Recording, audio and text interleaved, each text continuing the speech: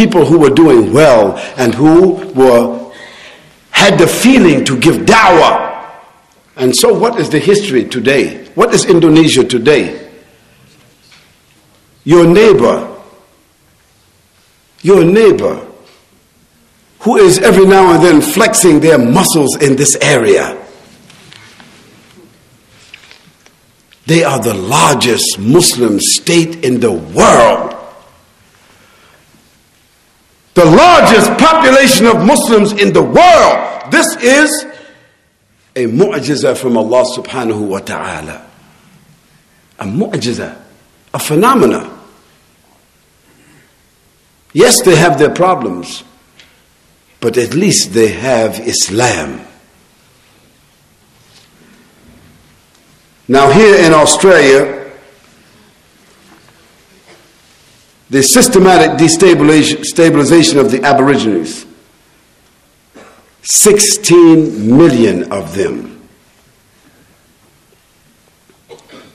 This was an act of inflicting systematic attacks and assaults upon individuals and places within human populations with the purpose of instilling fear and trauma and criminal occupation. What is the definition of that? Terrorism.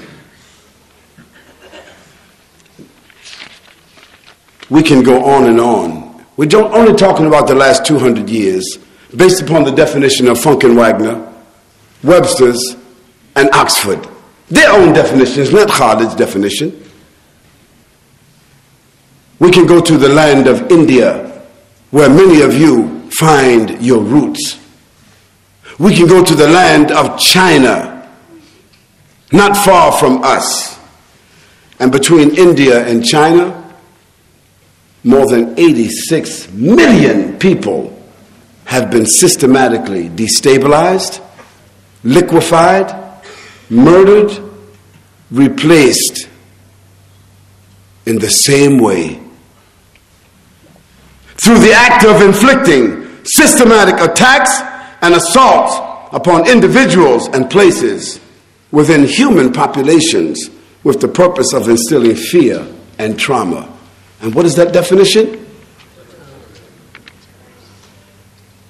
And the Caribbean, and the Pacific Islands, and the Inquisition of Spain and Portugal, the South Sea Islands, and the Far East by the British, by the Americans, the Philippines, Indonesia, Malaysia, by the Spanish. In fact, this definition given by Oxford and Webster and Funk and Wagner, the authorities in the English language, this definition, this technique, which is defined as what? Terrorism. This has been the historical choice, the historical methodology, and the preferred way of destabilizing and occupying foreign nations for the last 200 years, and no one ever called it terrorism. The United Nations, that was before called the League of Nations. Did you know that? They never defined any of these actions, any of these barbaric, tragic intrusions, criminal occupations, destabilizations, murder, and protracted crimes on humanity. They never called it what?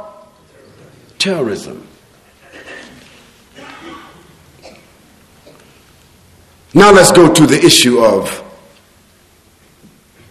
before we go to the issue of the suicide bombers and the freedom fighters who are called fanatics and extremists, let's first add up this, what has happened in the last 20 years. Did anybody keep count with me?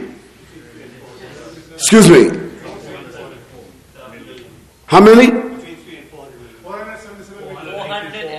487 million That's 500 million people. I didn't say in jail. I didn't say oppressed. I said totally destabilized, eliminated, slaughtered, liquefied, or otherwise eradicated over a period of 200 years. Now that crime will be paid for because Allah is just. And that crime is being paid for. That crime is being paid for.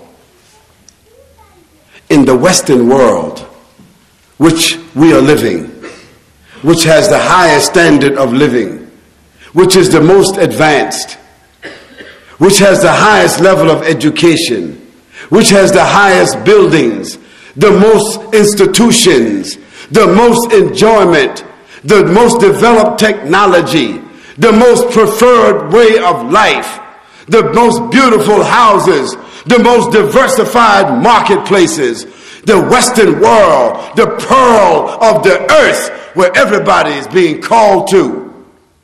The Western world. Let me give you some statistics to show you how they are paying for it.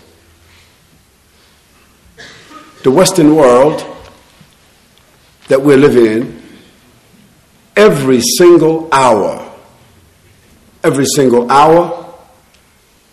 106 children are aborted. That means they are murdered.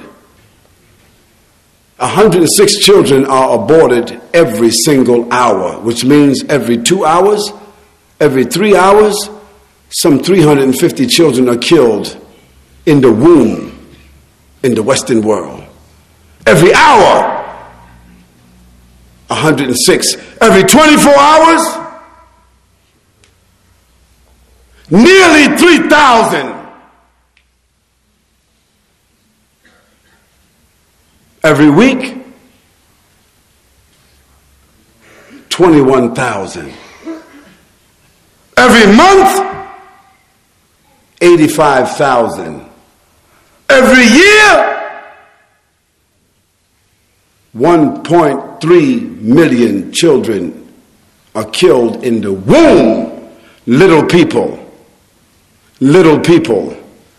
who are 14 weeks, 18 weeks, 30 weeks, they are even killing them when they are at 40 weeks. Can you imagine that? In the Western world. That's how they're paying for it. Secondly, every 7 seconds in the Western world, a woman is raped.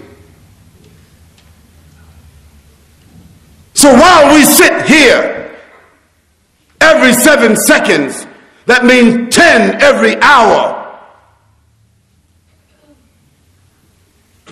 That means 240, 300 women are raped every day in the Western world. And the Western world, at any given time, has 2.8 million prostitutes walking their streets. Whether in Holland, or in New York, or in Washington, D.C., or in France, or all the other red light districts. 2.8 million women who prefer to be prostitutes, even though they had the choice, if they like, to be mothers or wives. But they choose to be prostitutes because there are more than 10 million men who prefer them also to be prostitutes because that's their clients. They're also paying for it because every single day in the Western world, 350 young children are snatched off of the streets and put into some kind of place where they'll be used for child